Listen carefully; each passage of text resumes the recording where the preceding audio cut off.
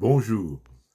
Ah, Noël, l'heureux temps des cadeaux. On aime gâter ses proches et notamment ses enfants, et pour les anciens comme moi, ses éventuels petits-enfants.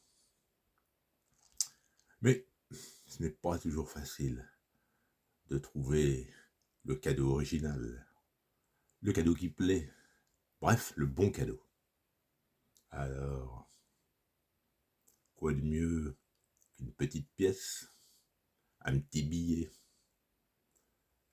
Je parle d'espèces sonnantes et trébuchantes, le petit billet, la petite pièce. J'ai 65 ans, je suis maintenant un vieux mammouth, c'est le nom de ma chaîne. Entre parenthèses, si vous le souhaitez bien sûr, vous pouvez vous abonner à ma chaîne. Je discute sur des sujets divers, en toute liberté. Je suis pas, je vous le confie, un adepte du futur euro numérique.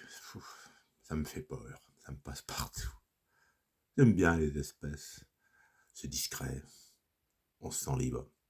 Alors, un petit billet, une petite pièce, ah, un enfant ou un petit enfant pour Noël, c'est super.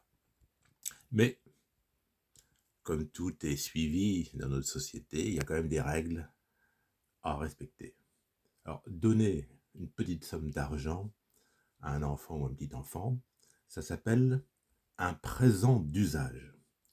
Et quand c'est un présent d'usage, il n'y a aucune incidence fiscale, aucune déclaration à faire. Mais, justement, pour que ce don d'argent soit qualifié de présent d'usage, il y a deux conditions. Le présent d'usage doit intervenir lors d'événements bien précis.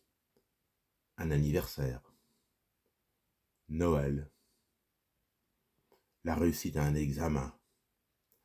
Donc, il y a un côté spécifique. Il faut qu'il y ait un motif. D'autre part, il y a un montant qui ne doit pas être dépassé. Alors, ce montant, c'est 2% du patrimoine du donateur, celui qui donne, ou 2,5% du revenu annuel du donateur.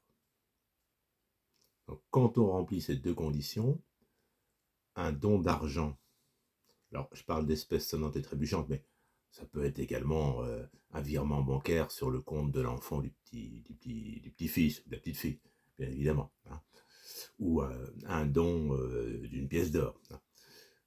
Donc, quand le don répond donc à ces deux critères, un événement particulier, anniversaire, Noël, réussite d'un examen, mariage, bon, la liste n'est pas exhaustive, mais si l'administration fiscale venait à vous poser des questions, vous ne pouvez pas dire « Oh, j'ai voulu faire plaisir à mon fils, à ma fille ou à un petit enfant, bon, comprenez, les temps sont durs, je lui ai donné une petite somme. » Non, il faut que ça corresponde à un événement précis. Et deuxièmement, il y a ce montant, je le répète, pas plus de 2% du patrimoine ou 2,5% du revenu net du donateur. Alors, effectivement, ça varie considérablement selon les personnes. Bon, pour quelqu'un qui gagne 1500 € par mois, ce sera effectivement une somme beaucoup plus réduite que quelqu'un qui gagne par exemple 3000. Hein.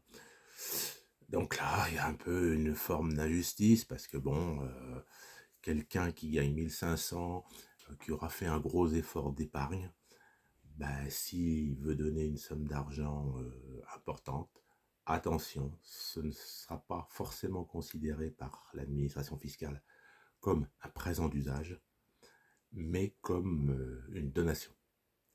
Et les donations, je ne vais pas rentrer dans le débat, c'est pas l'objet de cette vidéo. Les donations, ça rentre dans le cadre de règles très précises. Bon, il y a des montants à respecter, des démarches à faire ou à ne pas faire devant un notaire, hein. C'est vraiment autre chose, hein.